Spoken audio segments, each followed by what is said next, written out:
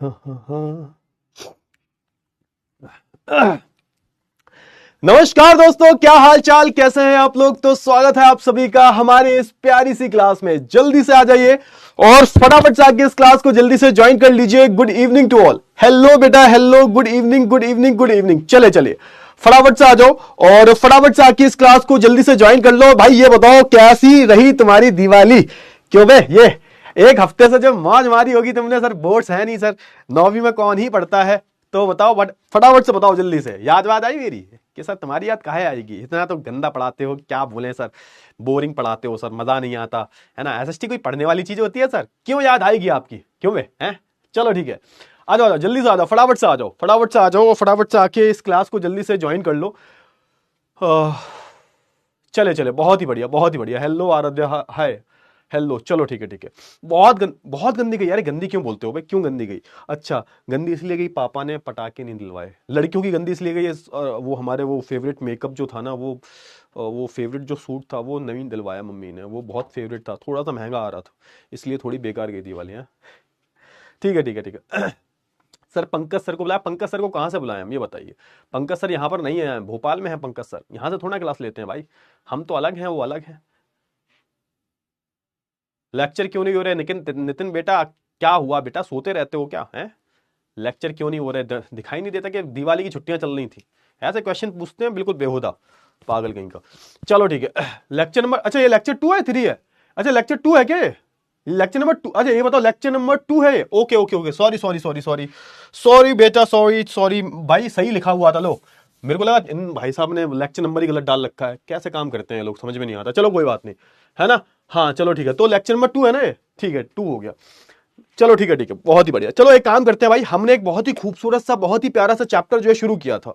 बहुत ही प्यारा सा, बहुत ही खूबसूरत सा चैप्टर जो है शुरू किया था। और इस चैप्टर की मैं बात करूं तो इस चैप्टर में हमने क्या शुरू किया था सर। तो इस चैप्टर में हमने खाने के बारे में बात कर रहे थे भाई, लोग भूखे ना रहे और भारत में जो है खाद्य सुरक्षा बनी रहे, उसके बारे में हमने थोड़ी सी गुफ्तगू की थी। और मैंने आपसे यह भी वादा किया था कि इस चैप्टर को 2 लेक्चर में खत्म कर देंगे, ठीक है ना। तो आज इसका दूसरा लेक्चर है और आज हमारा एजेंडा यह रहना चाहिए कि आज हम इस चैप्टर को जो है खत्म कैसे करें। आज हम इस चैप्टर को खत्म करेंगे, ठीक है ना, और खत्म करके ही सांस लेंगे। तो सबसे पहले तो स्वागत है तुम सभी का। इतने दिनों बाद देख के बहुत खुशी हुई यार, बहुत मिस कर रहा था कसम से, मतलब बहुत ज्यादा मिस किया मैंने तुम्हें। होता है ना कि एक हफ्ते से क्लास नहीं लग रही, एक हफ्ते क्या मतलब 3-4 दिन से क्लास नहीं लग रही थी और अपनी क्लासेस लगती है मंडे से, ठीक है ना। तुम भाई पूरे एक हफ्ता का इंतजार किया और एक हफ्ते बाद फाइनली जब तुम्हारा चेहरा देखा, तुम्हारे लिखे हुए शब्द देखे, तो बड़ा ही सुकून मिला, ठीक है। चले चले, तो भाई आज जो है हम लोग पहले क्या करेंगे, सबसे पहले जो हमने पिछली क्लास में पढ़ा था, क्योंकि बहुत टाइम हो गया है ना। लास्ट क्लास कब हुई थी, बहुत पहले हुई थी लास्ट क्लास भाई, 8-9 दिन से 10 दिन से ज्यादा हो चुके हैं। तो सबसे पहले तो जो मैंने पिछली क्लास में पढ़ाया था उसका थोड़ा सा रिवीजन करते हैं and then we will talk about this chapter, ठीक है ना। Then we will talk about the other topics, ठीक है। क्लियर हुआ, चलिए, बहुत ही बेहतरीन, बहुत ही बेहतरीन, बहुत ही बेहतरीन, बहुत ही बेहतरीन। चले चले चले, बहुत ही बढ़िया, बहुत ही बढ़िया। आगे बढ़े, आगे बढ़े, बहुत ही बेहतरीन। चलो ठीक है, बहुत ही बढ़िया, आगे बढ़ते हैं भाई। सबसे पहले तो भैया हमारा रिवीजन मोड जो है ऑन हो चुका है। सारे बच्चे मेरे को एक बार ही, अरे चेहरा नहीं भाई, समझा करो, थोड़ा भावनाओं को समझा करो बे, क्या बात करते हो तुम। दिल से जो शब्द निकलते हैं तो ऐसा इसका मतलब वही नहीं होता जो निकल रहे हैं, उसका एग्जैक्ट मतलब वो नहीं होता।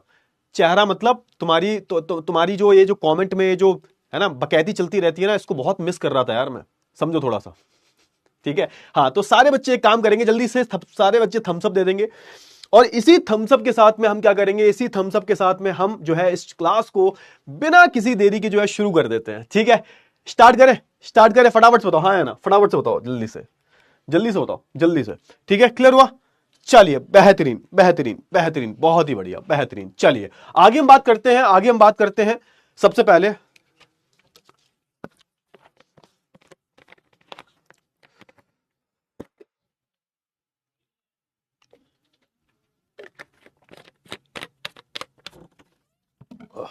ओ थैंक यू। तो भाई देखो ऐसा है कि जुकाम बहुत तेज हो गया है पोल्यूशन की वजह से। इतने पटाखे चलाए, इतने पटाखे चलाए, इतने पटाखे चलाए, बहुत ज्यादा दिक्कत हो गई भाई। अरे भाई साहब, ठंडी चाय दे के चला गया यार, मजा नहीं आया। थोड़ा सा रुक जाइए,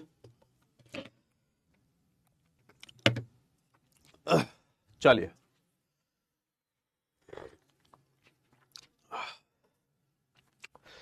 चलो चलो चलो, क्लियर हुआ? हाँ चलो ठीक है। अरे ठंडी चाय दे के चला गया भाई, कुछ नहीं।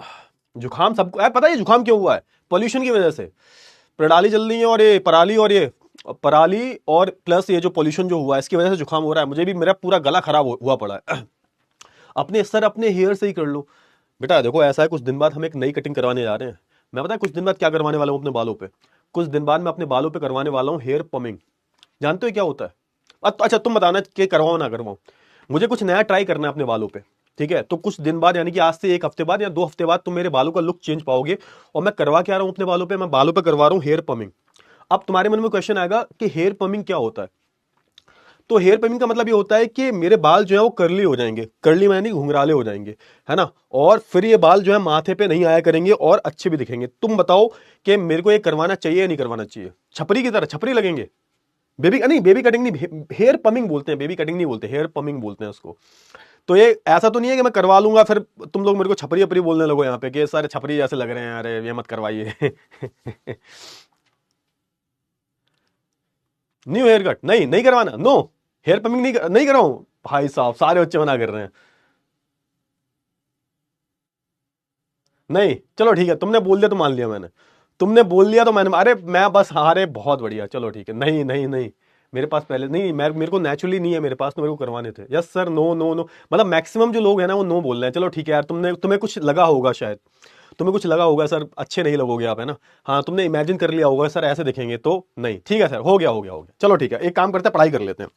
ठीक है, अरे ठीक है ठीक है ठीक है ठीक है ठीक है, अरे नहीं करवा रहा, cancel cancel, cut cut cut, cancel cancel हो गया। ठीक है, अब जैसे बाल हैं वैसे ही रहेंगे। ठीक है चलिए। ठीक है ठीक है, स्टार्ट करते हैं भाई, स्टार्ट करते हैं भाई। तो भैया हमने एक चैप्टर शुरू किया, अब ध्यान से। अब सारे बच्चे थोड़ा सीरियस हो जाओ, ठीक है ना? बहुत देर बकैती करते हो गए, 8 मिनट हो गए हैं भाई। अगले 5-6 मिनट में हम रिवीजन करेंगे, और भाई आज ये चैप्टर कंप्लीट करना है, मतलब करना है तो करना है, बस थोड़ा देर भी हो जाए चलेगा भाई वो, ठीक है ना? आज बकैती नहीं चलेगी। चलो ठीक है, तो भैया हमने एक चैप्टर शुरू किया था, उस चैप्टर का नाम था भारत में खाद्य सुरक्षा।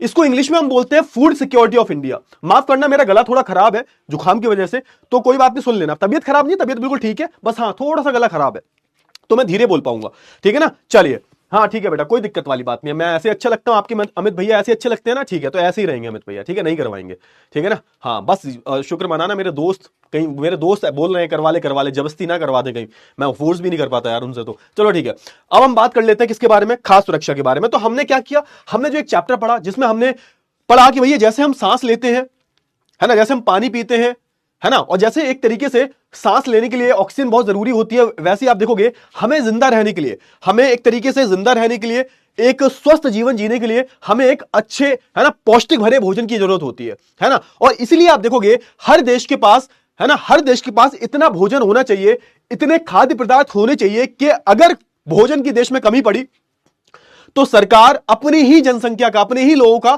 पेट भर सके कम से कम। क्लियर हुआ ना? हाँ, और यहां पे सबसे बड़ा मुद्दा यह आता है कि भोजन की पहुंच हर व्यक्ति तक होनी चाहिए, है ना? भोजन की पहुंच जो है हर व्यक्ति तक होनी चाहिए।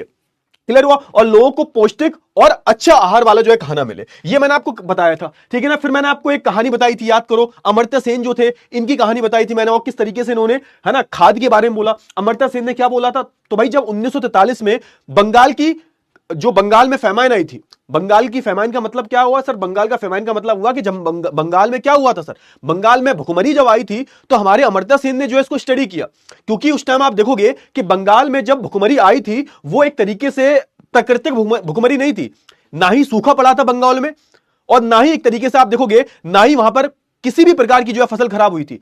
फिर आप कहोगे सर आपने तो यही बताया था अकाल तब पड़ता है जब फसल खराब हो जाती है, बारिश नहीं होती। हाँ, तभी तो ऐसा बोला जाता है कि 1943 में जो भुखमरी आई थी वो अंग्रेजों की वजह से आई थी। क्यों? क्योंकि उस टाइम पर चल रहा था द्वितीय विश्व युद्ध। तो बंगाल में जो भी पैदावार हो रही थी वो सारी कहां जा रही थी? वो सारी की सारी पैदावार जहाज में भर भर कर, है ना, यूरोप में ले जाई जा रही थी, ताकि यूरोप में सैनिकों का पेट भरा जा सके। और इससे हुआ ये कि बंगाल के लोगों को ही खाना नहीं मिल पाया। तो इन्होंने रिसर्च की पूरी, तो इन्होंने बताया कि भाई जो फेमाइन थी ना, इसको मैन मेड फेमाइन बोला जाता है, यानी कि कोई प्राकृतिक रूप से ये भुखमरी नहीं आई थी, खाना पर्याप्त था, लेकिन बहुत सारे लोग ऐसे थे जिनके पास पहुंच ही नहीं थी उस तक, है ना, वो पहुंच ही नहीं पाए खाना तक। वो गरीब थे, कुछ है ना, कुछ के पास पैसा नहीं था, तो वो बेचारे खाना ले ही नहीं पाए। तो ये वाली बात हुई कि यानी कि आप देखोगे कि सिर्फ और सिर्फ खाना होने से ही ये इसका मतलब ये नहीं है खाना है तो खाद्य है, खाने की पहुंच भी होनी चाहिए। यानी कि सिंपल सा मतलब है, सरकार के पास अगर खाद्य पदार्थ है तो इससे कुछ नहीं होने वाला, गरीब लोगों की पहुंच जो है वहां तक होनी चाहिए ताकि उनका पेट भर सके। तो ये मैंने आपको लास्ट क्लास में बताया था, ये मैंने लास्ट क्लास में बताया था, है ना। फिर आपको हमें यहां पे मैंने आपको बताया कि किस तरीके से जो हमेशा जो गरीब वर्ग जो होता है वो हमेशा खाद्य असुरक्षा से जूझता है, मैंने ये भी बताया था आपको, है ना। यानी कि जो गरीबी रेखा से नीचे जो लोग होते हैं वो हमेशा आपको क्या देखने को मिलेगा, आपको जो है एक तरीके से खास असुरक्षा से जूझते हुए दिखाई देंगे। लेकिन इसके कुछ एक्सेप्शनल केस भी बताए थे मैंने कि मान के चलिएगा कि आपके यहां पर प्राकृतिक आपदा आ जाती है, आपके यहां पे बाढ़ आ जाती है, आपके यहां पे भूकंप आ जाता है, आपके यहां पे सुनामी आ जाती है, तो इससे क्या होगा, इससे होगा ये कि जो लोग संपन्न है वो भी इस तरीके से, है ना, खाद्य की कमी से जूझ सकते हैं। समझ में आया? क्योंकि ऐसे टाइम पर क्या होता है कि जब भी कोई प्राकृतिक आपदा आ जाती है तो आप देखोगे सबसे पहले खाने पीने के जो दाम है वो बढ़ते हैं। तो इससे हो सकता है कि, है ना, हो सकता है कि जो एक ऐसा वर्ग है जो संपन्न वर्ग था वो भी खाने की कमी से जूझता हो, है ना, जूझ जाए। तो फिर ये मैंने सब आपको बताया था, क्लियर हुआ? ये फिर मैंने कुछ डेटा दिया था आपको और उसके बाद मैंने आपको ये बताया था कि भाई खाद्य से असुरक्षित कौन है।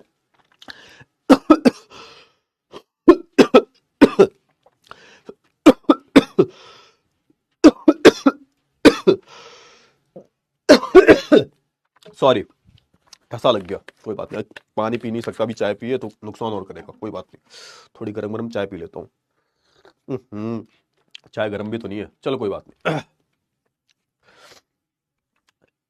चलो ठीक है, आगे बढ़े, आगे बढ़े, आगे बढ़े। हाँ बेटा, कल की छुट्टी है, कल की छुट्टी है, कल की पूरी छुट्टी है, ठीक है ना। हाँ चलो ठीक है।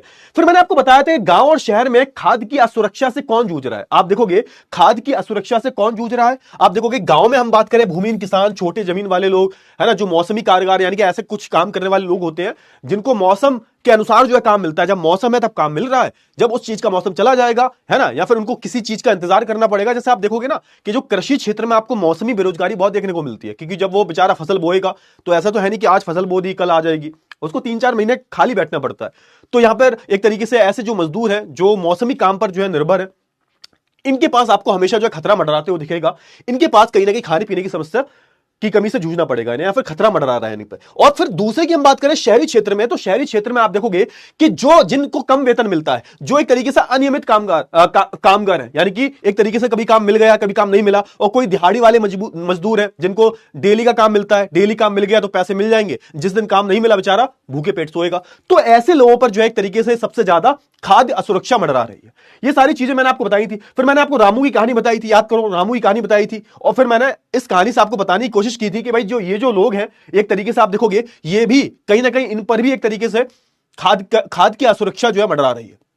क्लियर हुआ? ये सारी चीजें मैंने आपको बता दी थी। अब जो है मैं यहां से फिर मैंने, हाँ याद करो, फिर मैंने आपको अहमद की भी स्टोरी बताई थी, अहमद की स्टोरी, अहमद की कहानी बताई थी, याद करो, अहमद की कहानी बताई थी मैंने आपको, अहमद की कहानी बताई थी मैंने आपको। ठीक है, एक काम करते हैं, अहमद की कहानी थोड़ी देर में पढ़ते हैं, ठीक है ना, फिर से पढ़ लेंगे। अब यहां से जो हमारा चैप्टर जो है शुरू होने वाला है आज का। क्लियर हुआ? यानी कि आपका रिवीजन जो है हो गया, आपका जो रिवीजन जो था अब तक हो गया, यहां तक आपका जो रिवीजन था वो हो चुका है। अब हम जो है आगे बात करेंगे, ठीक है ना। थोड़ा सा मैं इसको डिलीट कर दूं क्योंकि कंफ्यूजन ना हो, ठीक है, इसको मैंने डिलीट कर दिया है।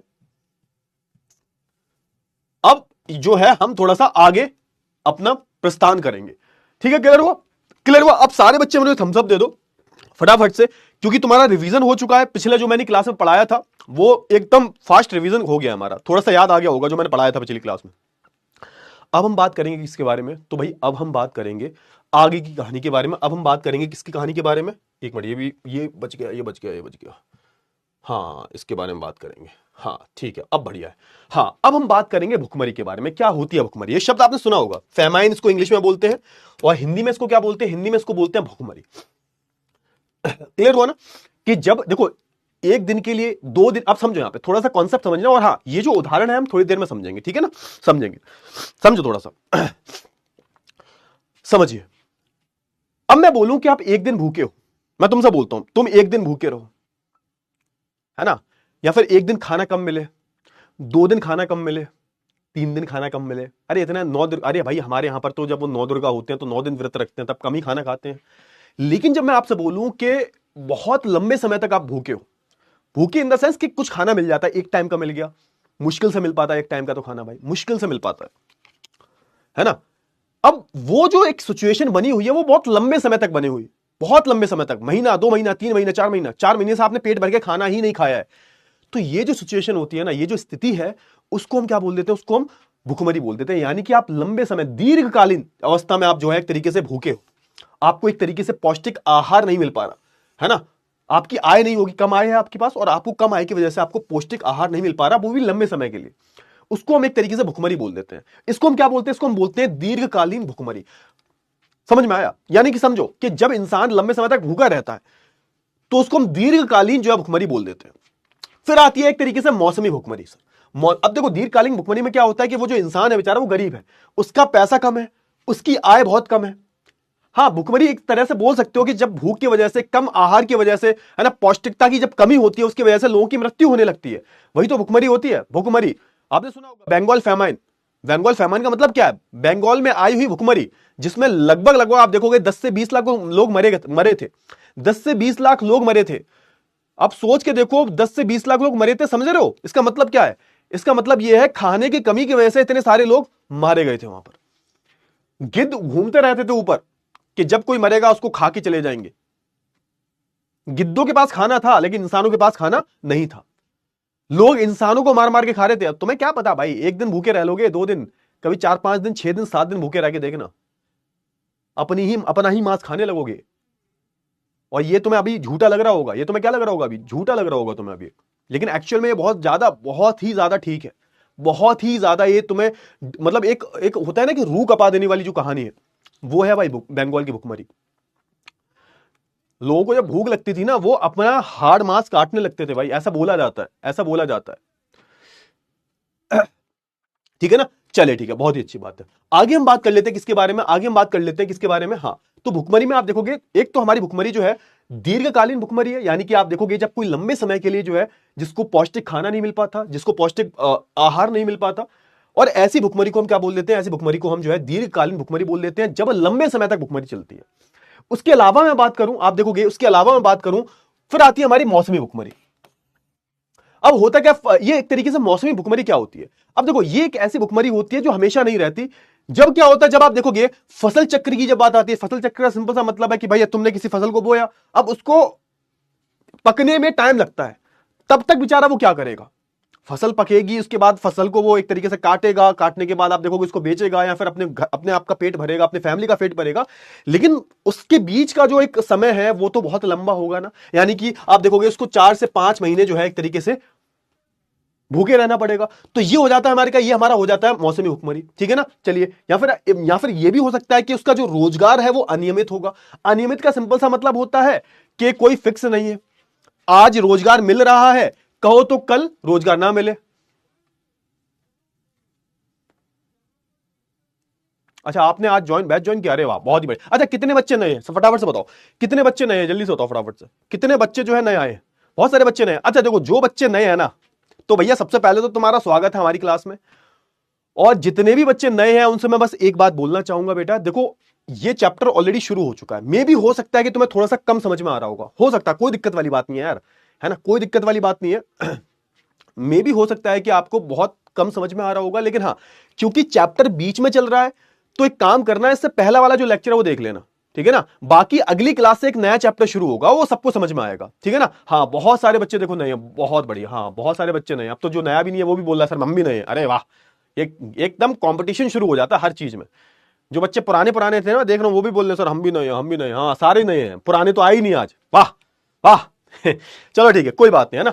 तो भैया जो भी नए हैं उनसे मैं यही बोलूंगा कि कोई बात नहीं, है ना, हो गया सो हो गया, एक लेक्चर निकल चुका है इसका। आज हो सकता है कि तुम ध्यान से सुनोगे तो समझ में आएगा तुम्हें, आज ही ज्वाइन किया ना, कोई बात नहीं, है ना? तो आज तुम्हें थोड़ा सा कम समझ में आएगा क्योंकि चैप्टर बीच में चल रहा था।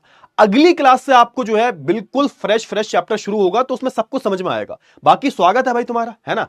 बाकी पुराने बच्चों से भाई, तुम्हारे जो सीनियर वीनियर आए हुए हैं यहाँ पर, उनसे बात करो, थोड़ा सा एक्सपीरियंस लो, कैसे हैं वो लोग, हैं? चलो ठीक है, थोड़ा सा ध्यान दो यहाँ पे। अच्छा, अब होता क्या है, इस भुखमरी का सबसे बुरा असर पड़ता है महिलाओं पर और एक तरीके से बच्चों पर। कैसे पड़ता है? तो आप देखोगे ना, बहुत सारी महिलाएं ऐसी होती हैं जो गर्भवती होती हैं, उनके गर्भ में बच्चा होता है, है ना। अब सोच के देखो, बच्चा तो दूध पिएगा ना, अब माँ का दूध कैसे बनेगा? जब वो पौष्टिक आहार खाएगी तभी तो माँ दूध बनाएगी, है। तो आप देखोगे ना, तो दूध पिलाने वाली महिलाएं जो सबसे ज्यादा प्रभावित होती हैं। क्यों? क्योंकि दूध बनेगा कैसे? अरे भैया एक बात बताओ, दूध बनेगा कैसे? जो आप खाते हो उससे ही तो दूध बनता है सर।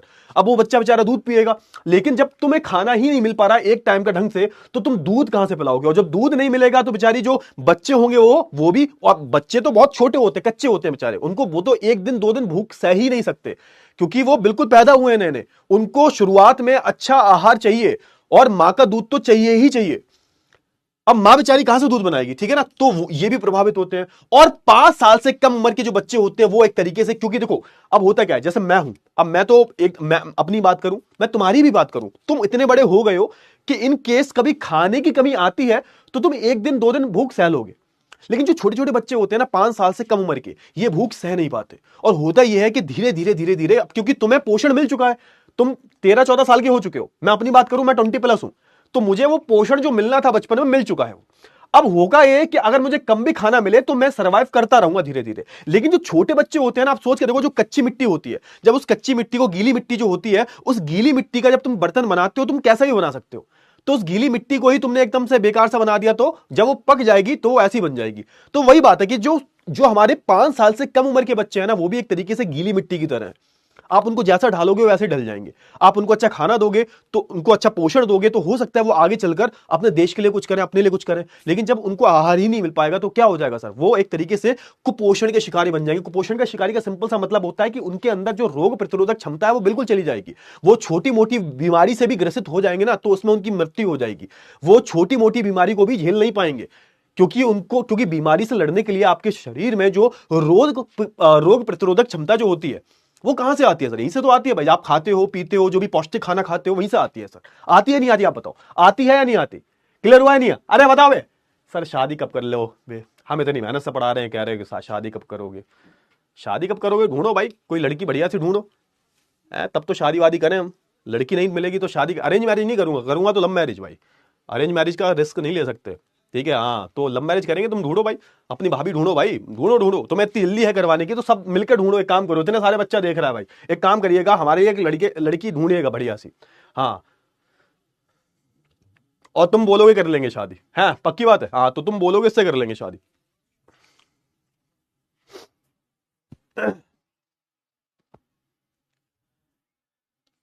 चलिए ठीक है ना, ठीक है। अब इसका समाधान कैसे किया गया? आप देखो, जब हम आजाद हुए तो आजादी के बाद हमें क्या मिला? आजादी के बाद जो सरकार थी, क्योंकि हम आजाद हुए, क्योंकि ये जो भुखमरी आई थी 1943 में बंगाल की, तो ये अंग्रेजों के टाइम पर आई थी। किसके टाइम पर आई थी सर? तो ये अंग्रेजों के टाइम पर आई थी। और जब अंग्रेजों के टाइम पर आई थी तो भैया अंग्रेज तो चले गए 1947 में छोड़ के। 1947 के बाद जब हम आजाद हो गए भैया, 1951 आते आते हमारा संविधान बन गया। उसके बाद हमने निर्णय लिया कि भाई हमारे देश में सबसे पहली प्रायोरिटी, सबसे पहली प्राथमिकता क्या होनी चाहिए सर? तो सबसे पहली प्राथमिकता होनी चाहिए कि भैया कोई भूखा ना मरे या फिर कोई भूखा ना सोए। सरकार की सबसे पहली प्राथमिकता थी क्या? अगर प्रथम पंचवर्षीय योजना की हम बात करेंगे तो यही तो थी भाई। हमको सबसे पहले क्या करना है सर? तो हमको सबसे पहले खाद्य की सुरक्षा देनी पड़ेगी, क्योंकि जिस देश में लोग ही भूखे सो रहे हैं उस देश का भला कैसे हो सकता है? सोच के देखो, तुम उस देश का भला कर सकते हो जिस देश में लोग ही पेट भर के नहीं खा पा रहे? उनका दिन भर यही दिमाग चलता रहता है कि भाई आज जो रात का खाना कैसे बनेगा। तो वो लाइफ के जो अलग अलग जो लक्ष्य हैं, अलग अलग जो गोल्स हैं, वो कैसे पूरे कर पाएंगे? ये बताओ, नहीं कर पाएंगे ना, ऑब्वियस सी बात है। हाँ, तो आप देखोगे कि 1960 के दशक में आते आते एक बहुत बड़ी, एक तरीके से योजना क्या थी? ये तो एक तरीके से बहुत बड़ा एक प्लानिंग थी, है ना। प्लानिंग की हम बात करें, यानी कि आप बोल सकते हो सरकार का एक बहुत बड़ा इनिशिएटिव था, और इसको बाद में नाम दिया गया था हरित क्रांति, है ना। इसको हम इंग्लिश में ग्रीन रिवॉल्यूशन बोलते हैं।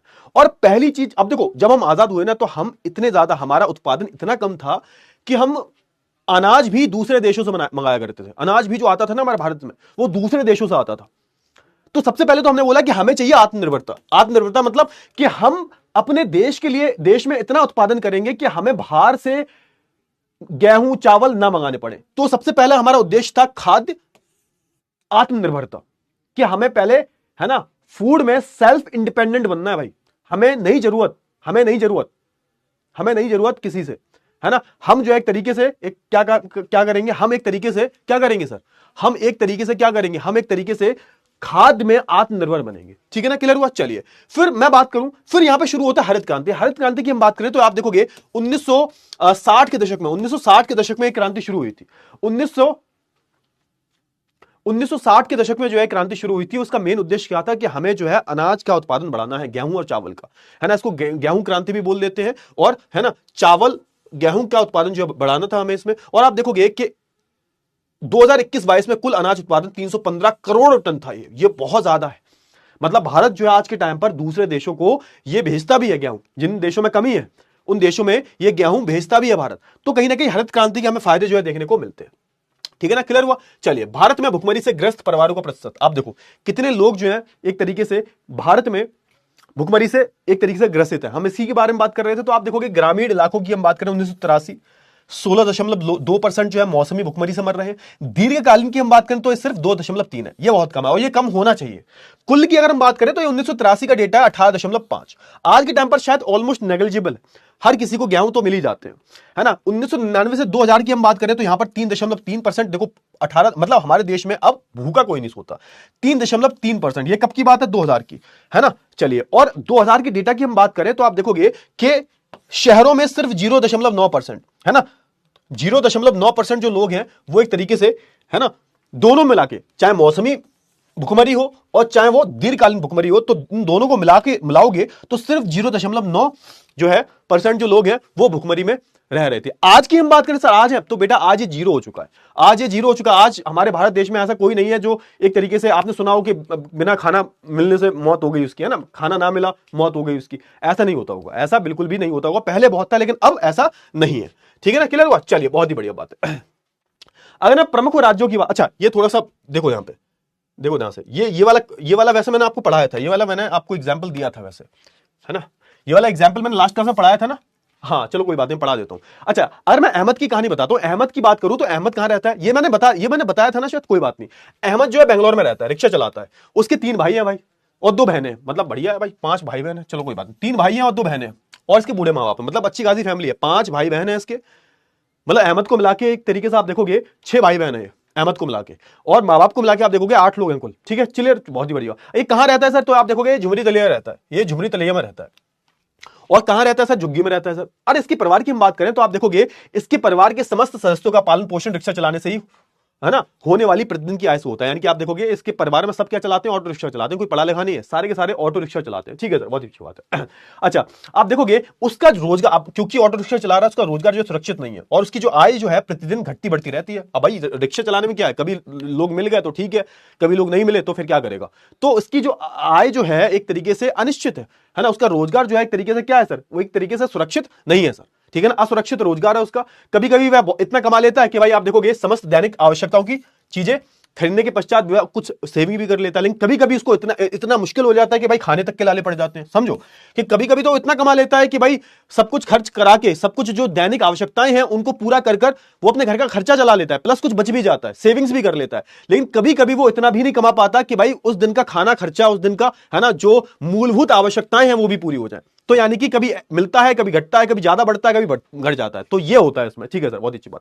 लेकिन आप समझो, लेकिन हुआ क्या कि भैया अहमद जो है उसको एक पीला कार्ड मिला हुआ है जिसको हम राशन कार्ड बोलते हैं।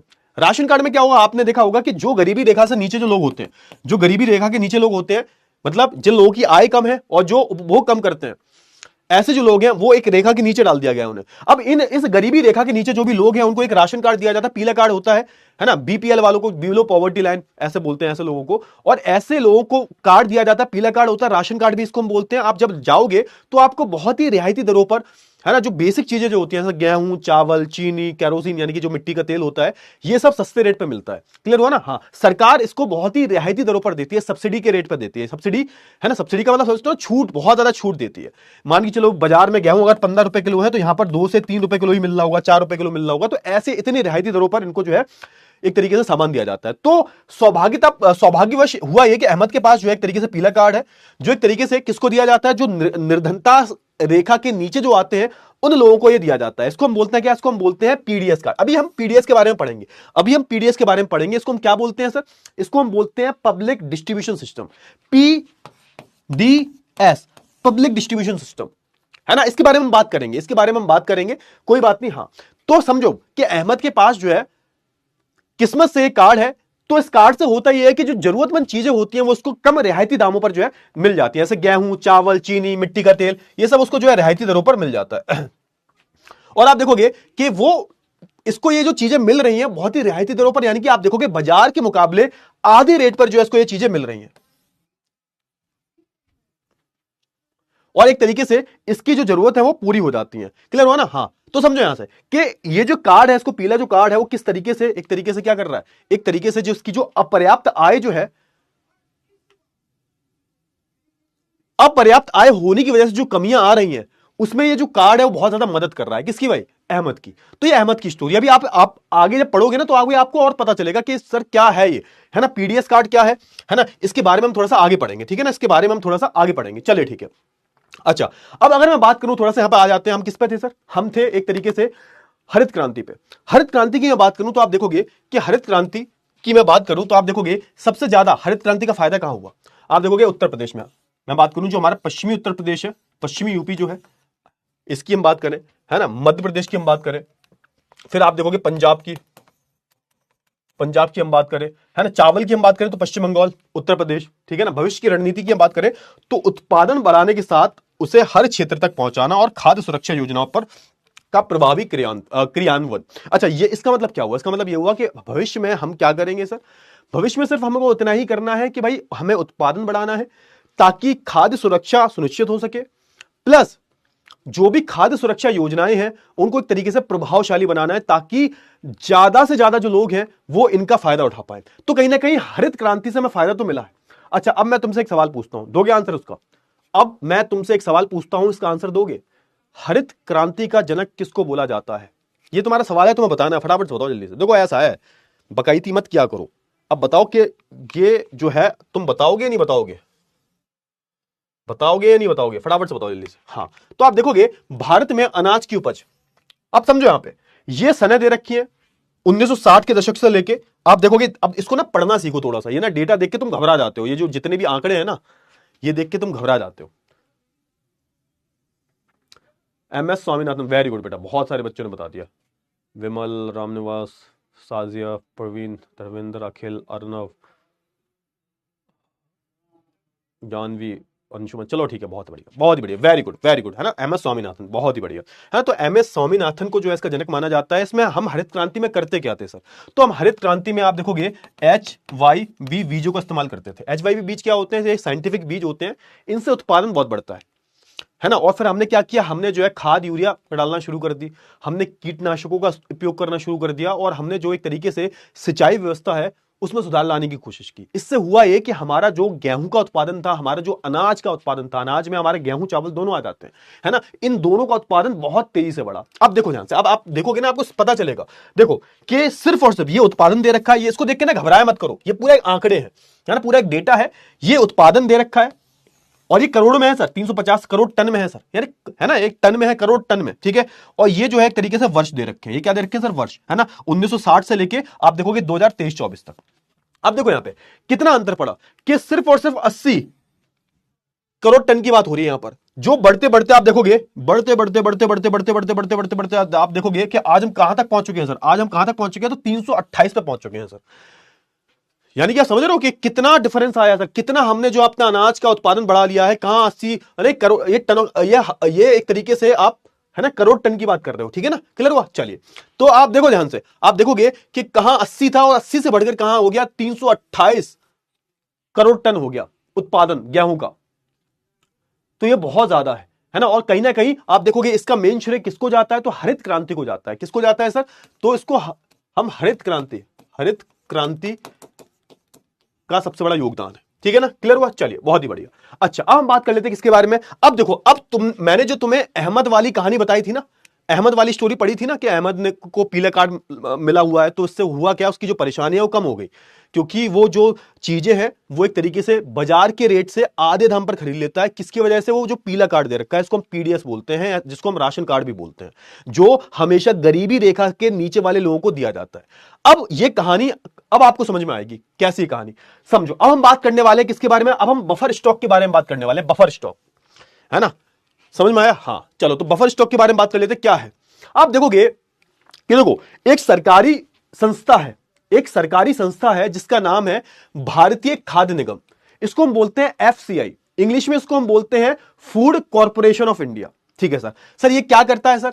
तो आप देखोगे कि हमारे देश में हमारे देश में जो सरकार है हमारी, वो क्या कर रही है सर, वो एक तरीके से गेहूं और चावल का भंडार जो अपने पास रखती है सर, गेहूं और चावल का एक जो स्टॉक है, एक जो भंडार है, उसको अपने पास रखती है सर। आप कहोगे सर वो कहां से लाती है, तो भाई वो लोगों से लेती है, यानी कि जो हमारे देश में किसान है उनको एक तरीके से आप देखोगे एमएसपी पर, मिनिमम सपोर्ट प्राइस, यानी कि सरकार उनको एश्योरेंस देती है कि अगर तुम्हारे गेहूं कोई ना खरीदे तो हमें बेच देना, तो हम तुम्हें इतनी श्योरिटी देते हैं कि हम 15 रुपए 16 रुपए हर साल निकलते हैं हमारे एमएसपी प्राइस जो होते हैं ना, मिनिमम सपोर्ट प्राइस, न्यूनतम मुद्रा, है ना, क्या बोलते हैं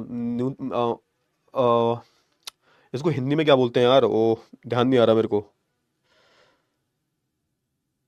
न्यूनतम खाद्य न्यूनतम अरे क्या इसको हिंदी में क्या बोलते हैं, जल्दी से बताओ फटाफट से यार, एमएसपी को हिंदी में क्या बोलते हैं, मिनिमम सपोर्ट प्राइस तो इंग्लिश में बोलते हैं, कुछ बोलते हैं इसको, याद है किसी को हिंदी में क्या बोलते हैं इसको, एमएसपी को हिंदी में क्या बोलते हैं, किसी को याद है?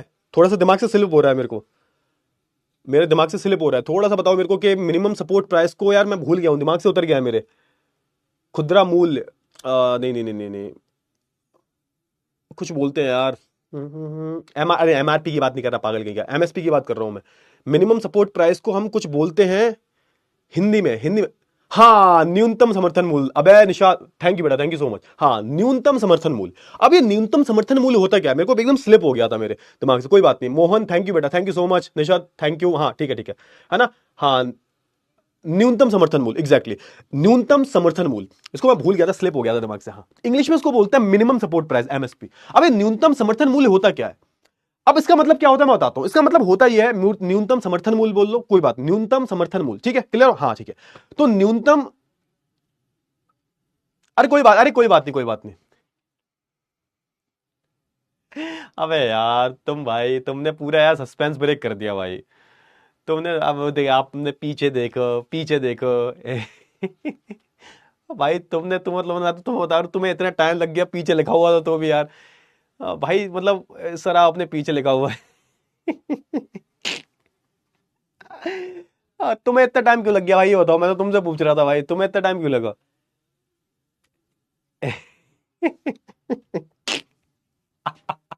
चलो ठीक है। हाँ तो, हाँ तो न्यूनतम समर्थन मूल्य होता क्या है समझो।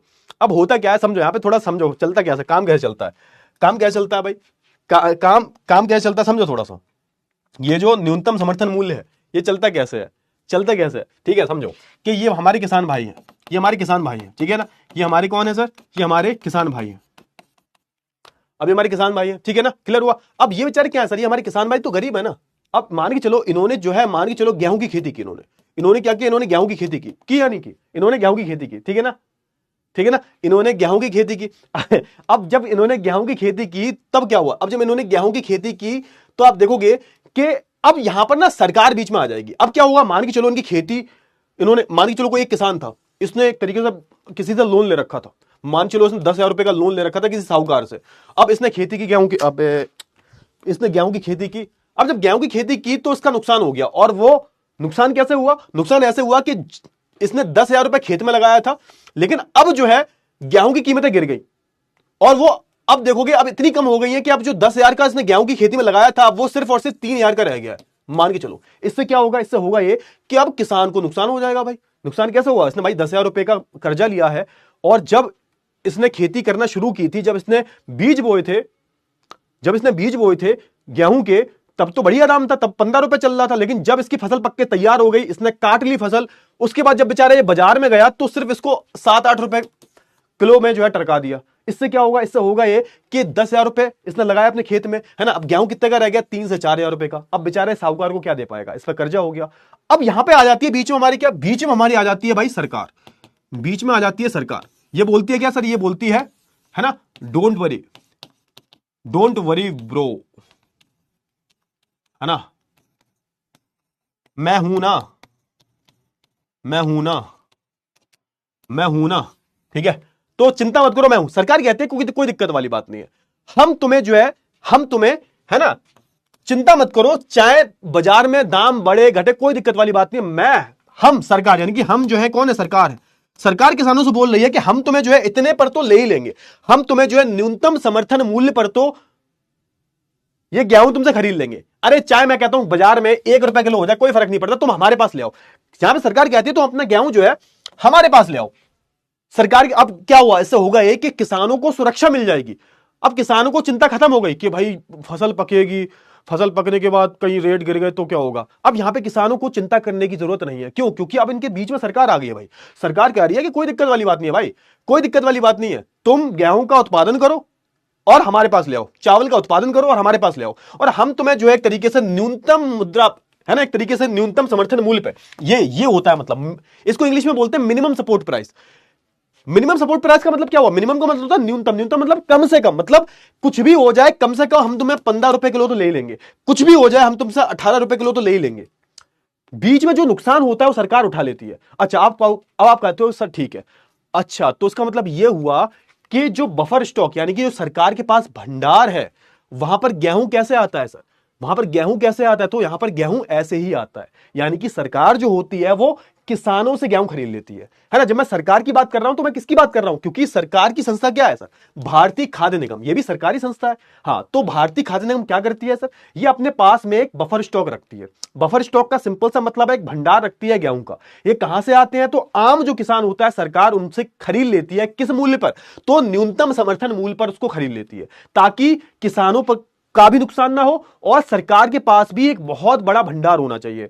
अब एक और सवाल आता है कि सर, कि सरकार सर ये करती क्या है इसका? सरकार इसका क्या करती है सर? गेहूं का क्या करती है? अपने घर ले जाती है? क्या करती है? हाँ, तो मैंने आपको बताया था, याद करो, अहमद की कहानी बताई थी। अहमद के पास क्या था? पीला कार्ड था, है ना। तो सरकार क्या करती है? सरकार इसके 2-3 काम करती है। पहली काम यह करती है कि मान के चलो कोई प्राकृतिक आपदा आ गई, किसी फलानी जगह पर बाढ़ आ गई, वहां पर लोग बेचारे भूखे मर रहे हैं, तो वहां पर अनाज बंटवाना। दूसरी चीज, सुनामी आ गई, भूकंप आ गया, कोई भी प्राकृतिक आपदा आ गई, तो वहां पर सरकार के पास इतना क्या होता है? स्टॉक होता है। जब कोई भी आपदा आती है तो उधर खाना बंटवाने का काम, जो भी खाद्य जो पदार्थ है उनको ले जाने का काम किसका होता है? सरकार का होता है। तो इस बफर स्टॉक का इस्तेमाल किया जाता है। दूसरा, सरकार क्या करती है? जो हमारे देश में गरीबी रेखा से नीचे वाले जो लोग होते हैं उनको ये जो गेहूं और चावल जो है उनको बहुत ही रियायती दरों पर जो है दिया जाता है। तो भैया अहमद के पास क्या था? पीला कार्ड था ना। हाँ, तो इसको हम क्या बोलते हैं? इसको हम बोलते हैं पब्लिक डिस्ट्रीब्यूशन सिस्टम, पीडीएस। इसके बारे में हम बात करेंगे, इसके बारे में हम जो है बात करेंगे, ठीक है ना। हाँ, समझ में आया नहीं आया? इसके बारे में आगे हम बात करेंगे, पीडीएस के बारे में बात करेंगे हम।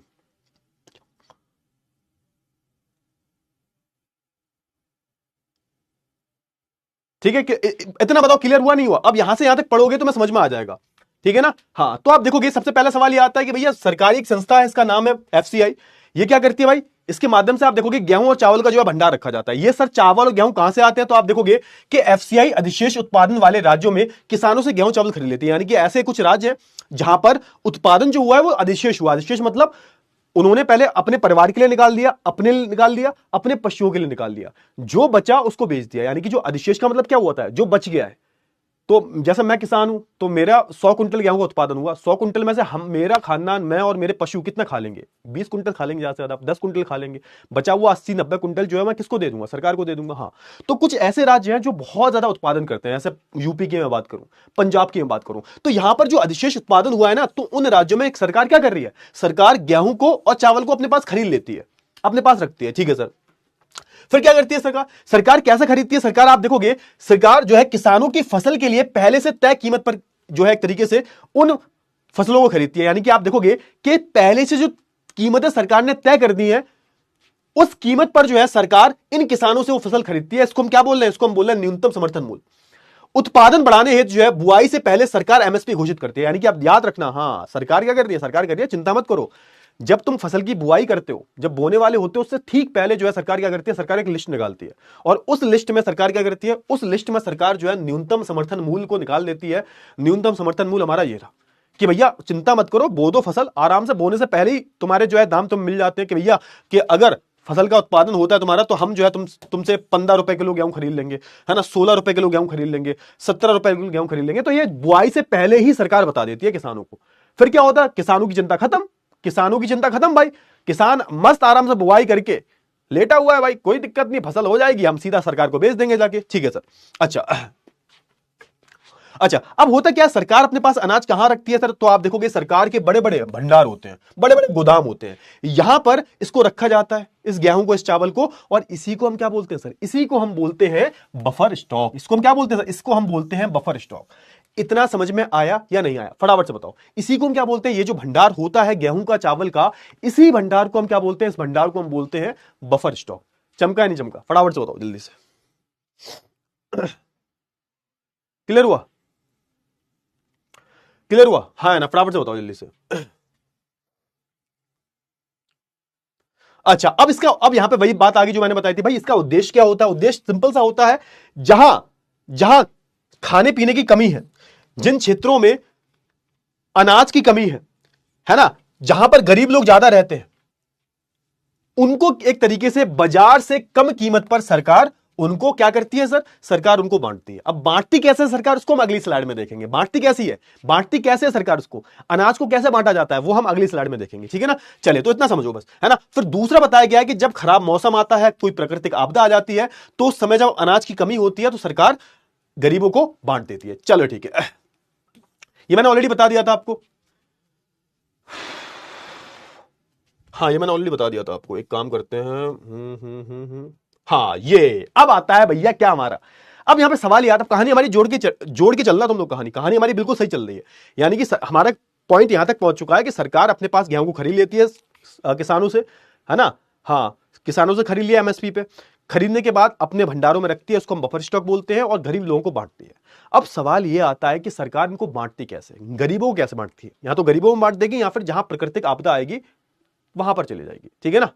बेटा क्लास कब तक खत्म होगी? मैं चांटे मार दूंगा, और इतने चांटे मारूंगा, गाल लाल कर दूंगा, चांटे मार मार के।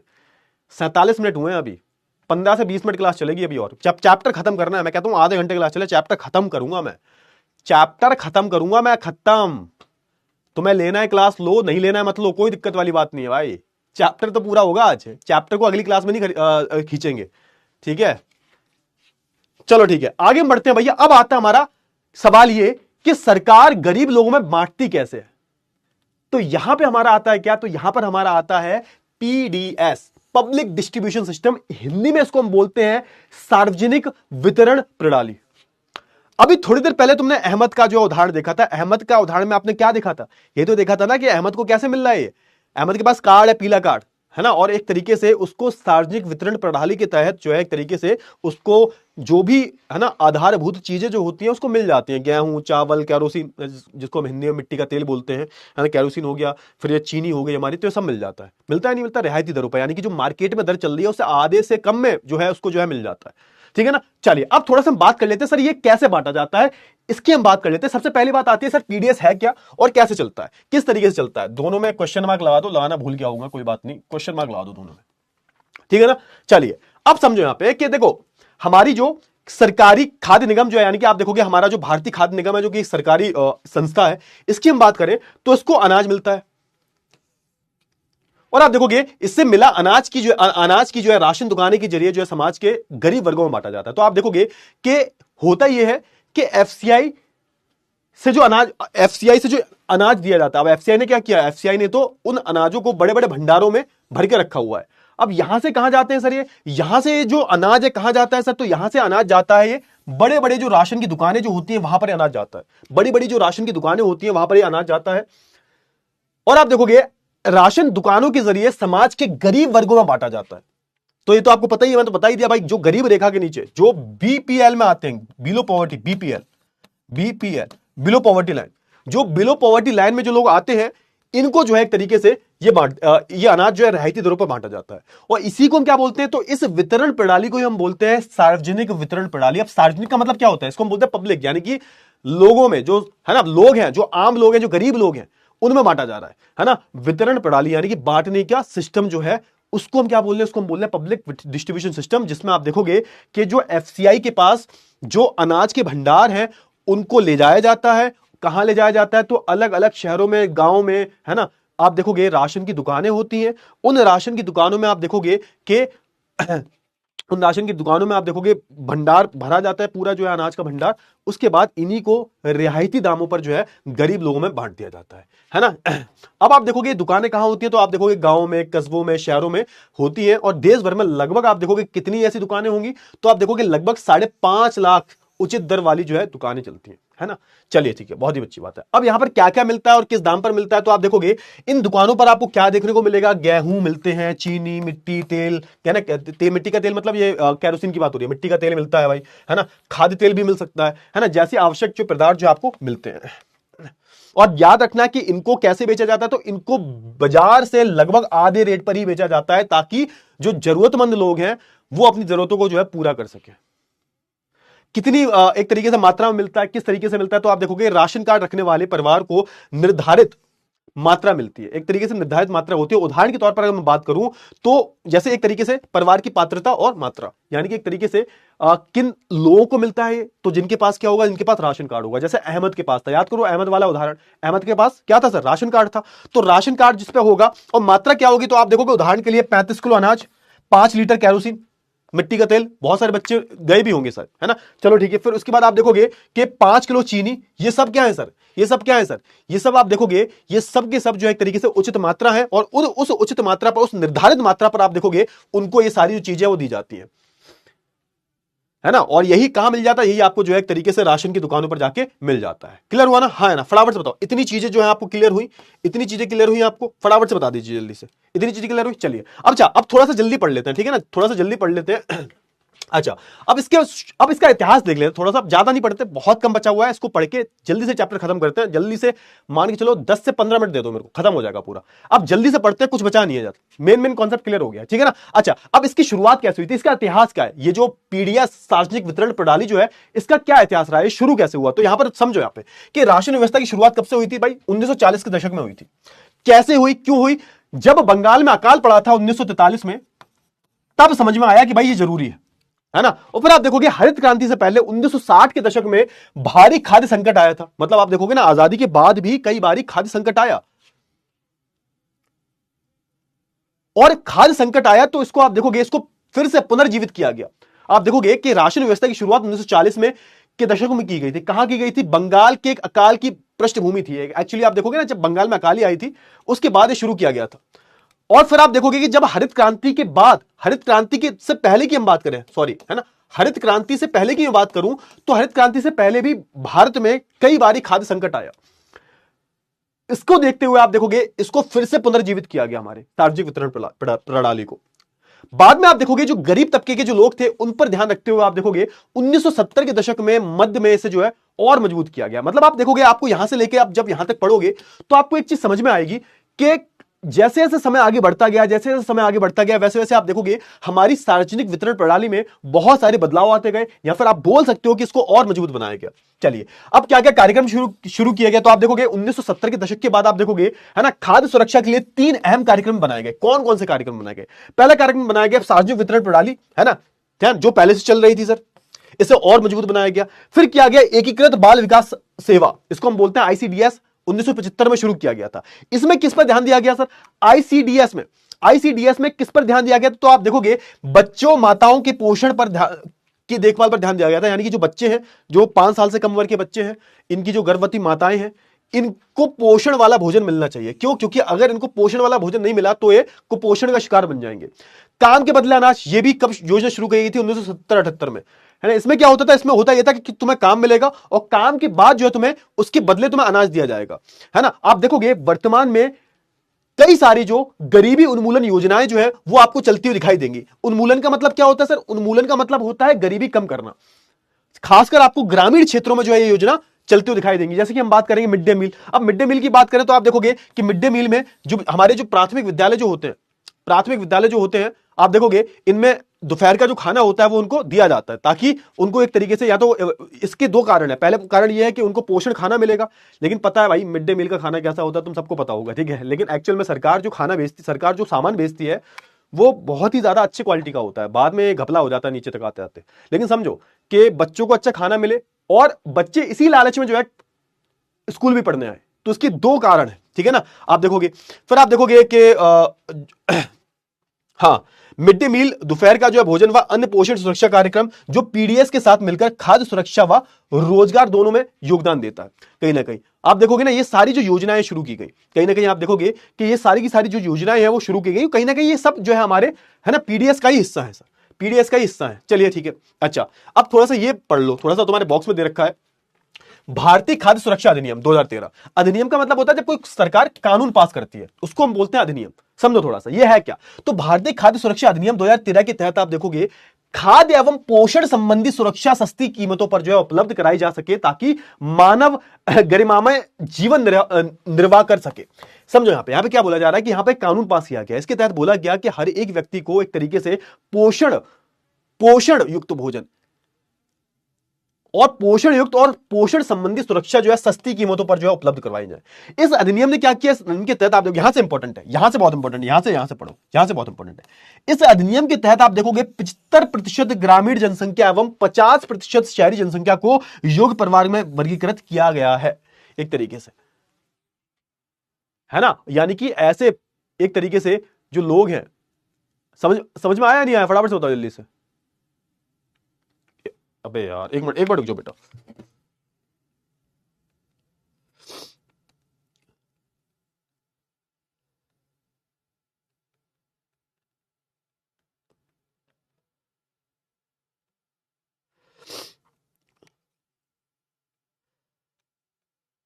अबे यार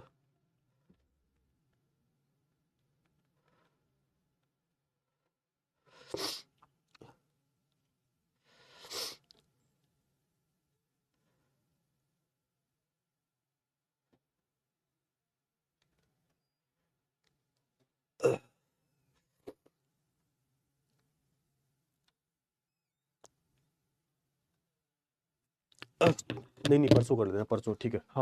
हाँ ठीक है, समझो यहाँ पे। हाँ नहीं बाद में 15 मिनट और आ रहा हूं मैं, अरे आ रहा हूं मैं, ठीक है। हाँ समझो, अब यहाँ पे क्या बोला गया, यहां से पढ़ो, ये बहुत इंपॉर्टेंट है, यहां से पढ़ो, यहां से पढ़ो। यहां पे क्या बोला जा रहा है कि इस अधिनियम के तहत, इस यानी कि इस कानून के तहत आप देखोगे कि 75% जो गांव में लोग रहते थे और 50% जो शहर में लोग रहते हैं, उनको जो सरकार की जो अलग अलग गरीबी उन्मूलन योजनाएं चल रही हैं, या फिर आप देखोगे कि जो भी खाद्य संबंधित योजनाएं चल रही हैं उसके योग्य जो है बताए, है ना, कि इतने परसेंट जो 75%, 50% जो शहरी और गांव की जनसंख्या जो है उसको एक तरीके से क्या बोला है सर, उसको क्या बोला, योग्य परिवार बोला। योग्य परिवार का सिंपल सा मतलब है, योग्य परिवार का क्या मतलब है कि वो जितनी भी सरकारी योजनाएं जो है उनके वो पात्र है, उनको वो फायदा मिलेगा, समझ में आया। जो भी खाद्य संबंधी सुरक्षा से संबंधित जो भी चीजें आएंगी उनको इन परिवारों को क्या दिया जाएगा, इन परिवारों को सुरक्षा प्रदान की जाएगी। समझ में आया या नहीं आया, फटाफट से बताओ जल्दी से।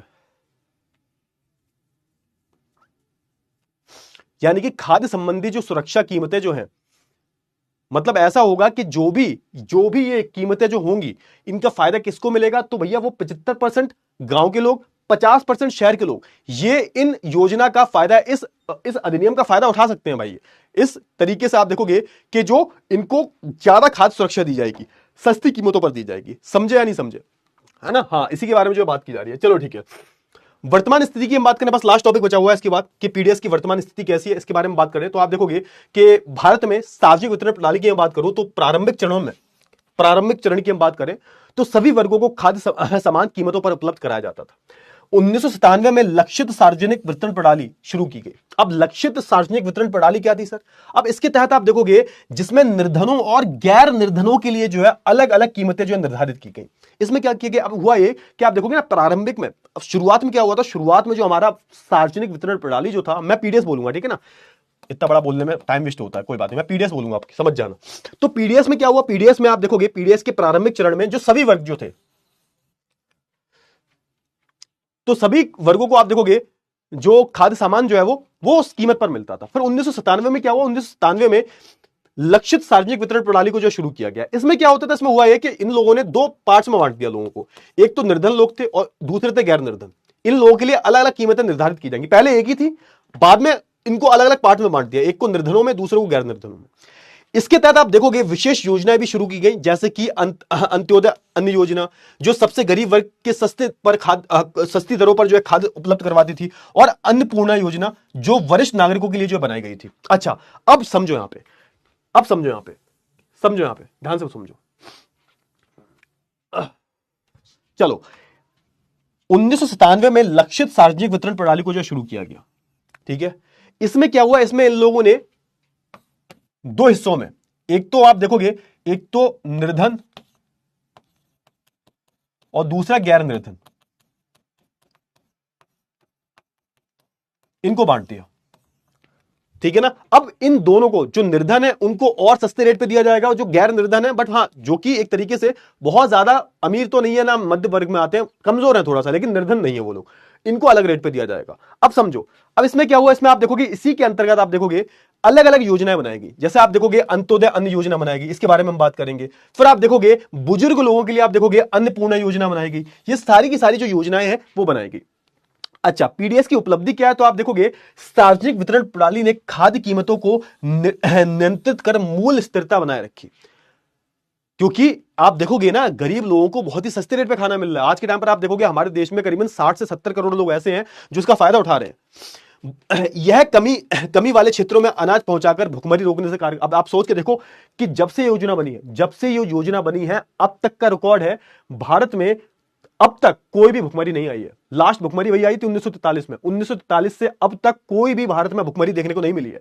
तो आप देखोगे कि ये क्या करती है, जिन राज्यों में, जिन क्षेत्रों में खाने की कमी है, उनमें एक तरीके से ये निश्चित करती है कि एक तरीके से कि यहां पर भुखमरी ऐसी स्थिति ना आए। और तीसरी बात यह है कि भाई जब सरकार ने न्यूनतम समर्थन मूल्य निकालना शुरू किया, इससे फायदा किसको हुआ, इससे हमारे जो गरीब किसान हैं बेचारे, उनको काफी प्रोत्साहन मिला कि भाई वो अपने उत्पादन को और बढ़ाएं। क्योंकि सरकार क्या कह रही है, सरकार कह रही है कि तुम चिंता मत करो, हम तुम पे जो है एक तरीके से, है ना, ये न्यूनतम समर्थन मूल्य से जो है एक निर्धारित, है ना, मूल्य पर जो है वो अनाज खरीद लेंगे। तो किसानों को भी यहां पर जो है एक तरीके से प्रोत्साहन मिला कि वो एक तरीके से अनाज का जो उत्पादन बढ़ाए। फिर आप देखोगे कि यहां पे, अच्छा अब यहां पे देखो दो योजनाओं के बारे में बात हो रही है। एक तो अंत्योदय अन्न योजना। अंत्योदय अन्न योजना क्या है सर? अंत्योदय अन्न योजना जो है, समझो बहुत इंपॉर्टेंट है, पहली बार डेट याद कर लेना इसकी, वेरी इंपॉर्टेंट, ये एग्जाम में पूछ ली जाती है, वेरी इंपॉर्टेंट। दिसंबर 2000 में शुरू की गई थी। अब देखोगे इस योजना के अंतर्गत आप देखोगे लक्षित सार्वजनिक वितरण प्रणाली में आने वाले निर्धन रेखा से नीचे के परिवारों में से 1 करोड़ लोगों को की पहचान की गई। अब समझो यहां पे इन्होंने क्या किया, इन्होंने एक तरीके से आप देखोगे लक्षित सार्वजनिक वितरण प्रणाली, इसमें आप देखोगे हर किसी को नहीं लिया जा रहा है। इसमें किसको लिया जा रहा है? इसमें लिया जा रहा है कि भाई जो निर्धनता रेखा से नीचे के परिवार है, उनमें से आप देखोगे 1 करोड़ लोगों की पहचान की गई। संबंधित राज्य के ग्रामीण विकास विभागों ने गरीबी रेखा से नीचे के गरीब परिवारों को सर्वेक्षण के द्वारा चुना। 2 रुपए प्रति किलो, यानी कि ये ऐसे लोग थे जो बहुत ज्यादा गरीब थे, मतलब गरीबी रेखा से भी जो नीचे लोग हैं उनकी बात की जा रही है। 2 रुपए प्रति किलो जो है गेहूं, और 3 रुपए प्रति किलो जो है ना, 2 रुपए प्रति किलो गेहूं और 3 रुपए प्रति किलो की अत्यधिक आर्थिक सहायता प्राप्त दर पर जो है प्रत्येक पात्र परिवार को जो है 25 किलोग्राम जो अनाज उपलब्ध करवाया जाएगा। अब देखो ये सारी जो चीजें है ना, अरे भाई नहीं करूंगा भाई, मैं पढ़ाऊंगा, मैं चैप्टर कंप्लीट करवाना, भाग यहां से, तेरे को नहीं पढ़ना तो पागल कहीं का। समझ में नहीं आता एक बार को, इतना ज्यादा वो कर देते हो ना तुम लोग, डिस्टर्बेंस क्रिएट। तुम जितना बोलोगे उतना मैं ज्यादा पढ़ाऊंगा, करते रहो। मैं नहीं चाहता अगले क्लास में इस चैप्टर को खींचू मैं, तो नहीं पढ़ना तो जाओ यहां से, ठीक है। 1 घंटा नहीं हुआ, तनफना जाते हो भाई, पागल हो गया बिल्कुल। चलो ठीक है, यहां पे सरकार क्या कह रही है कि भाई सरकार ने यहां पर 1 करोड़ लोगों की पहचान की और बोल दिया कि 2 रुपए प्रति किलो गेहूं और 3 रुपए प्रति किलो चावल की हम बात करें तो इनको जो है प्रॉपर तरीके से लोगों को दिया जाएगा, आर्थिक सहायता दी जाएगी, जिसमें आप देखोगे 25 किलोग्राम अनाज उपलब्ध करवाया जाएगा, है ना। और अनाज की यह मात्रा अप्रैल 2002 से 25 किलोग्राम से बढ़कर कितनी हो गई सर? 35 किलोग्राम हो गई है। तो आप देखोगे ना, तो आप देखोगे जितना भी तुम जाते हो ना राशन, जो पीला कार्ड लेके जाते हो, तो 35 किलो तुम्हें जो है क्या मिलता है? गेहूं चावल मिलता है ना। तो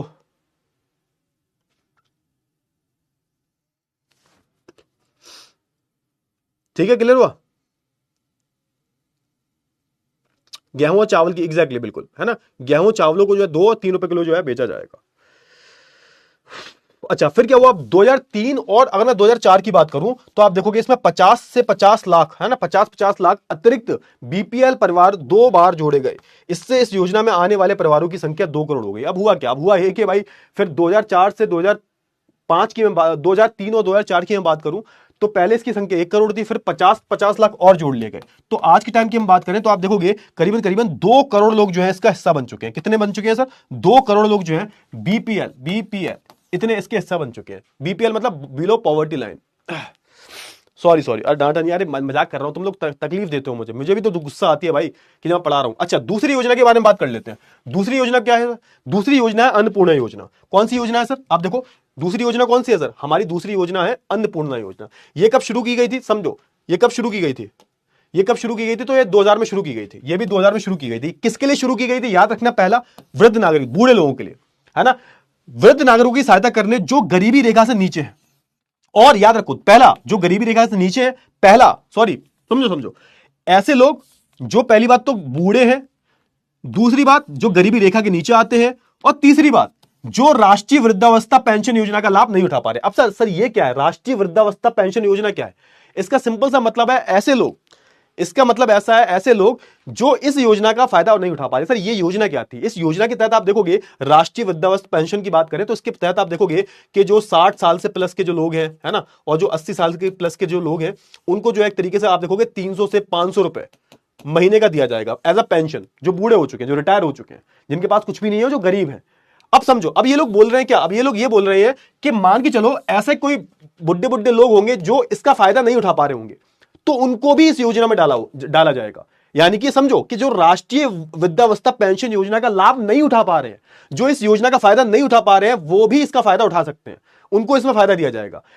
आयु की मैं बात करूं तो 65 वर्ष या उससे अधिक आयु के जो गरीब लोग हैं उनको इसमें लिया जाएगा। और आप देखोगे है ना, पात्र वृद्ध व्यक्तियों को क्या दिया जाएगा, हर महीने 10 किलो मुफ्त अनाज दिया जाएगा। और अनाज की बात करूं तो गेहूं चावल इसमें आ जाते हैं, है ना। इससे होगा क्या कि जो हमारे गांव में वृद्ध लोग हैं, जो बूढ़े लोग हैं, उनकी जो खाद्य सुरक्षा जो होगी वो बढ़ेगी। क्लियर हुआ ना? तो ये आपका पूरा हो गया, हमारा ये हमारा पूरा जो हो गया, समझ में आया? अब ये जितनी भी योजनाएं हैं सारी की सारी आप देखो, सार्वजनिक वितरण प्रणाली की बात करूं 1992, संशोधित सार्वजनिक वितरण प्रणाली 1992, पिछले ब्लॉक की हम बात करें, है ना, तो ये पूरा पूरा लिखा हुआ है, कितनी कीमतों पर क्या क्या दिया जाएगा, ये पूरी की पूरी चीजें लिखी हुई हैं, ये मैंने ऑलरेडी बता दिया। फिर हमारा अंत्योदय अन्न योजना, उसके बाद अन्नपूर्णा योजना, उसके बाद राष्ट्रीय खाद्य सुरक्षा अधिनियम 2013, ये मैंने बता दिया आपको, है ना। योगी परिवार को आप देखोगे, है ना, गेहूं 2 रुपए किलो, चावल 3 रुपए किलो और अनाज 1 रुपए किलो, ये मैंने आपको बता दिया। और कितना, 5 रुपए किलो प्रति व्यक्ति प्रतिमाह, ठीक है ना, अधिकतम मात्रा है। ये सारी की सारी जो चीज है, अब आप यहां से लेके यहां तक देखो कि हमारी जो सार्वजनिक वितरण प्रणाली जो है वो किस तरीके से विकसित हो रही है। यहां से लेके यहां तक आप देखोगे 1992 से 2013 तक देखोगे तो कितनी डेवलप हो चुकी है। और कहीं ना कहीं इसने क्या किया है सर, इसने एक तरीके से हमारे देश में खाद्य सुरक्षा को जो है बहुत ज्यादा बढ़ाया है। खाद्य सुरक्षा को क्या किया है सर, खाद्य सुरक्षा को बढ़ाया है सर। क्लियर हुआ ना? चलिए, अब लास्ट टॉपिक बचा हुआ है, इसके बाद चैप्टर खत्म है तुम्हारा। लास्ट टॉपिक के बाद जो है चैप्टर खत्म है तुम्हारा, खत्म है, लास्ट टॉपिक है पीडीएस की मुख्य समस्याएं। इसके बाद चैप्टर आपका फिनिश हो जाएगा, पूरा पूरा चैप्टर फिनिश हो जाएगा, पक्का पक्का बता रहा हूं। देखो मेरे को माफ कर दो, देखो कोई मतलब नहीं था अगले क्लास तक खींचने का, ठीक है ना। हाँ, तो समझो कि पीडीएस की मुख्य समस्याएं क्या है, तो आप देखोगे कई कमियां हैं सर। आप देखोगे जो हमारी एफसीआई है, जो हमारी भारतीय खाद्य निगम जो है, इसके गोदामों में कभी कभी क्या होता है, इसके गोदामों में कई समय तक जो है क्या रखा रहता है, अनाज रखा जाता है। जब अनाज रखा रहता है तो वो सड़ जाता है या फिर उसकी गुणवत्ता जो है कम हो जाती है, और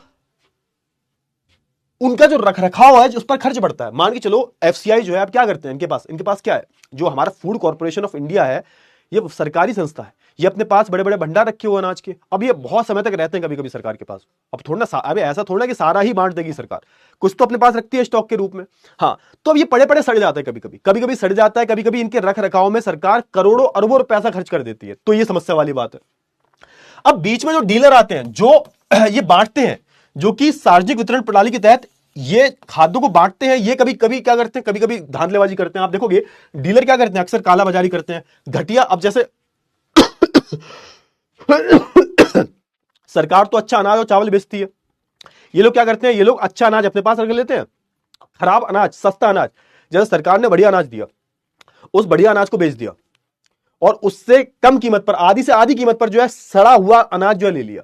तो ये डीलर क्या करते हैं, काला बाजारी करते हैं सर, घटिया अनाज की बिक्री करते हैं सर। अच्छा अनाज अपने पास रख लेते हैं, उसको बेच के घटिया अनाज खरीद कर गरीब लोगों को बेच देते हैं। ये भी बहुत बड़ी धांधलेबाजी है, बहुत बड़ी धांधलेबाजी है ना। अनियमित दुकानों के संचालन जैसी गड़बड़ियां करते हैं, जिससे असली लाभार्थी तक जो है अनाज नहीं पहुंचता। आप देखोगे कि जैसे आपने देखा होगा गांव में जो बहुत अमीर लोग हैं, जो बहुत अमीर लोग हैं, अच्छे खासे लोग हैं, इनके पास अच्छी खासी खेती है, उनके पास भी आपको ये कार्ड देखने को मिलेगा। बोलो बोलो, ये पीला कार्ड जो है किसके पास है? तुम में से ही बहुत सारे लोगों के पास होगा जिनकी बढ़िया खेती होगी। मैं ये नहीं कह रहा तुम अमीर होगे सारे के सारे, लेकिन कोई एक ऐसा होगा जो गरीब होगा गरीब नहीं होगा, जिसके बढ़िया खेती है, बढ़िया सब कुछ आ रहा है, उसके पास भी आपको पीडीएस देखने को मिलेगा। इससे होता क्या है, इससे होता यह है कि जो लोग इसके हकदारी है उनको नहीं मिल पाता, उनको जो है वो लाभ नहीं मिल पाता। 3 स्तरीय कार्ड प्रणाली की कठिनाई क्या है सर? अब होता क्या है कि गरीब रेखा के ऊपर जो लोग आते हैं उनको क्या बोलते हैं? गरीब रेखा के जो ऊपर लोग आते हैं उनको बोलते हैं एपीएल, एबव पॉवर्टी लाइन। गरीब रेखा से ऊपर के परिवारों को कम लाभ मिलता है, जबकि गरीबी रेखा के पास के परिवारों को जो है उचित छूट नहीं मिलती, जिससे असमानता बढ़ती है। अब होता क्या है भाई, अब जैसे गरीबी रेखा के कौन ऊपर आएगा, अब जैसे जो ऊपर आएगा उसको लाभ नहीं मिल रहा, जो गरीबी रेखा पर ही आता है उसको भी लाभ बहुत कम मिल पाता है, और जो गरीबी रेखा के बहुत नीचे उनको ही लाभ मिल पाता है। इससे क्या हो रहा है, एक असमानता हो रही है। गरीब, अब जैसे मान के चलो गरीबी रेखा के कोई ऊपर है तो उसका मतलब ये थोड़ा बहुत अमीर है, वो हो सकता है वो अभी भी गरीबी में जी रहा हो। अरे गरीबी रेखा से ऊपर जो है वो, देखो गरीबी रेखा हम निर्धारित कैसे करते हैं? गरीबी रेखा हम आय पर और एक तरीके से उपभोग पर निर्धारित करते हैं। अब आय तो बहुत कम है उसके हिसाब से, लेकिन उससे किसी की ज्यादा है, अगर उससे वो ऊपर है तो उसको लाभ नहीं मिल पाएगा, या फिर मिलेगा भी तो बहुत कम मिलेगा सर, कम। क्योंकि आप देखोगे ना, जो बीपीएल वाले हैं उनको लाभ ज्यादा मिलता है, उनको कम रेट पर दिया जाता है, और जो एपीएल वाले हैं यानी कि जो गरीबी रेखा से ऊपर जो आते हैं उनको लाभ कम मिल पाता है उसका, है ना?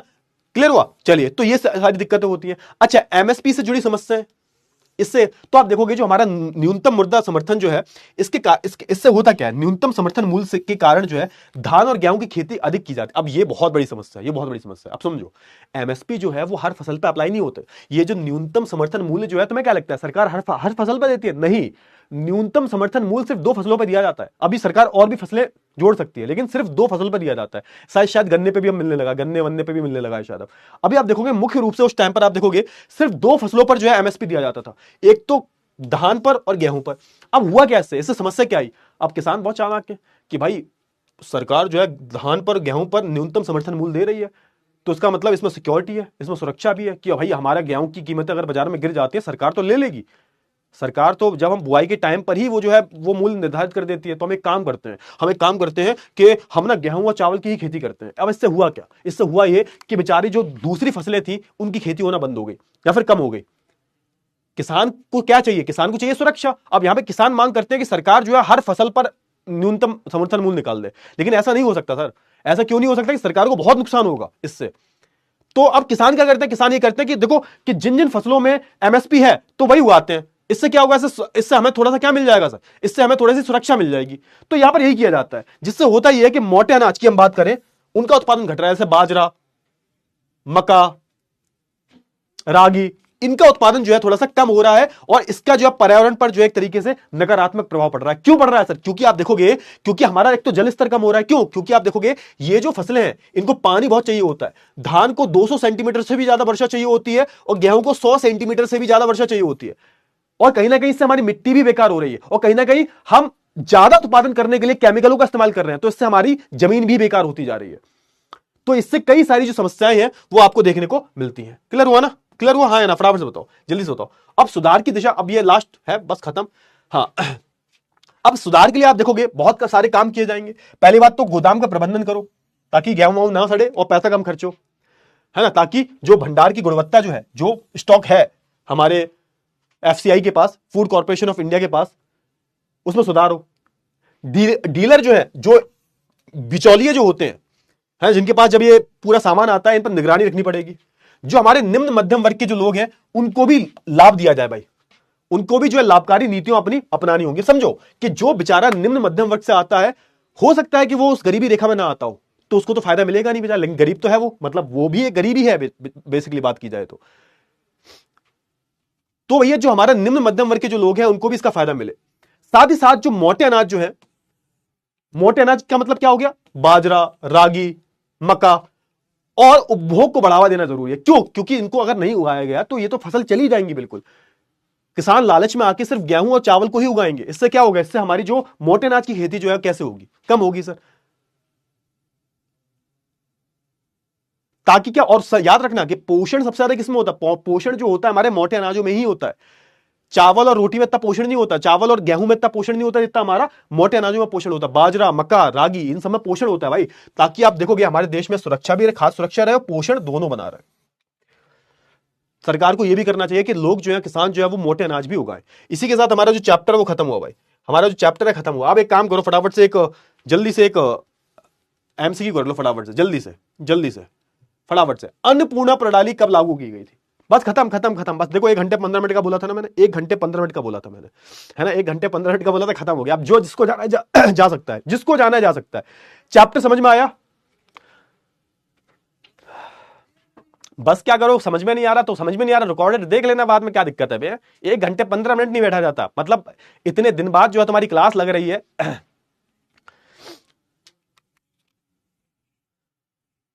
चलो ठीक है, बताओ फटाफट से बताओ जल्दी से। चैप्टर खत्म हुआ, चैप्टर खत्म हो गया। क्वेश्चन आंसर जो है इसके अगले क्लास में कर देंगे हम, ठीक है, चिंता मत करो। चैप्टर खत्म है। अरे खत्म, खल्लास, बाय बाय, खत्म, टाटा।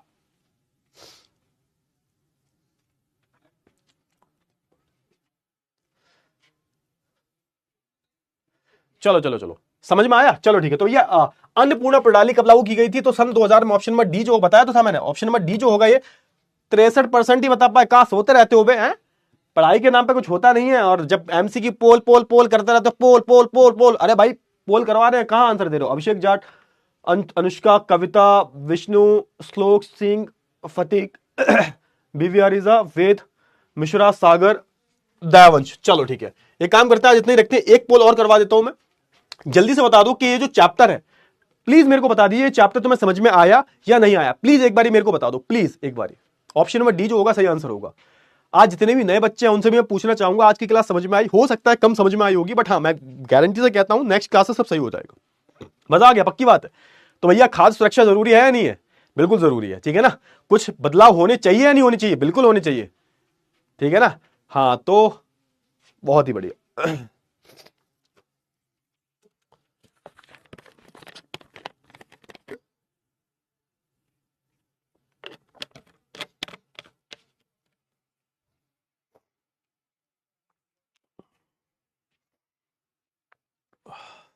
चलिए, बहुत ही बेहतरीन, बहुत ही बेहतरीन।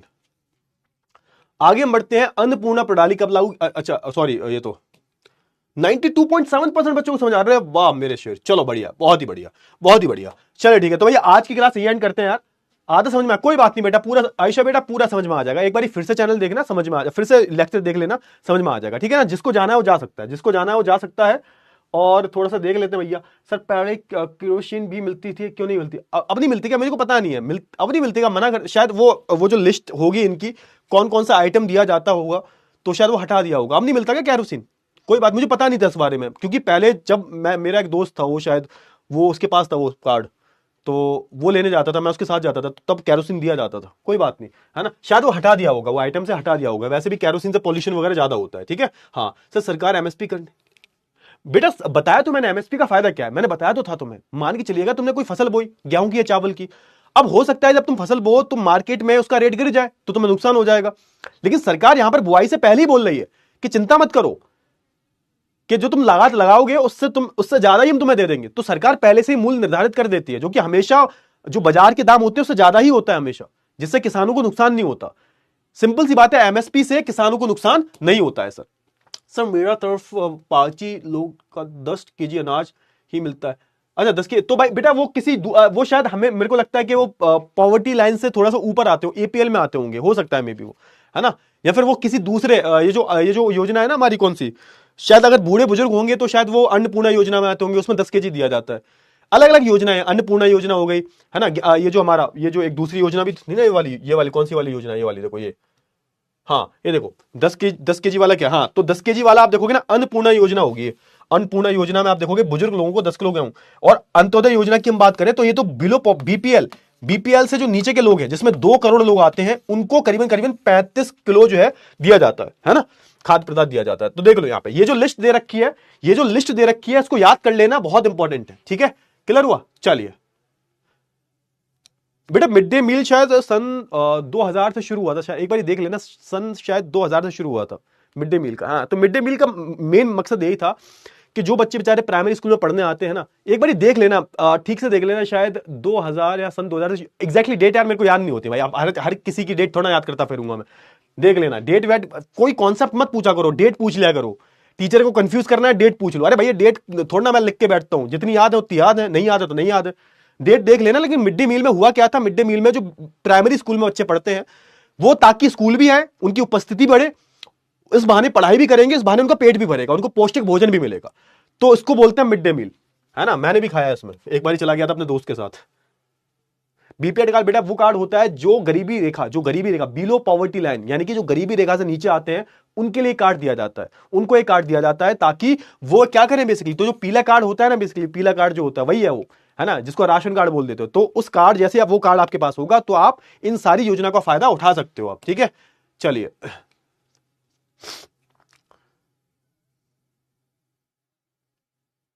हाँ बेटा, तो अलग अलग देखो, अलग अलग राज्यों में अलग अलग तरीके से ये योजनाओं को लागू किया जाता है, राज्यों के ऊपर डिपेंड करता है, ठीक है। चलिए चलिए चलिए ठीक है। ये आराध्या मौर्य, भारत में खाद्य सुरक्षा कैसे सुनिश्चित की जाती है। बेटा मैंने अब तक क्या पढ़ा है, अब तक जो मैं तुम्हें पीडीएस के बारे में बता रहा था वो मैंने क्या बताया था, पीडीएस के थ्रू जो है सुनिश्चित की जाती है, ताकि हमारे देश में पीडीएस जो इतना टॉपिक पढ़ाया है ना, हाँ, तो ये जो तुमने जहां से कॉपी पेस्ट किया है तो उसमें पूरा पीडीएस वाला जो पार्ट पढ़ाया है वो लिख देना, नीचे आ जाएगा, ठीक है ना, क्लियर हुआ। चलिए, डिपेंड करता है बेटा कौन कौन से आइटम दिए जाते हैं, वो अलग अलग क्षेत्रों में डिपेंड करता है।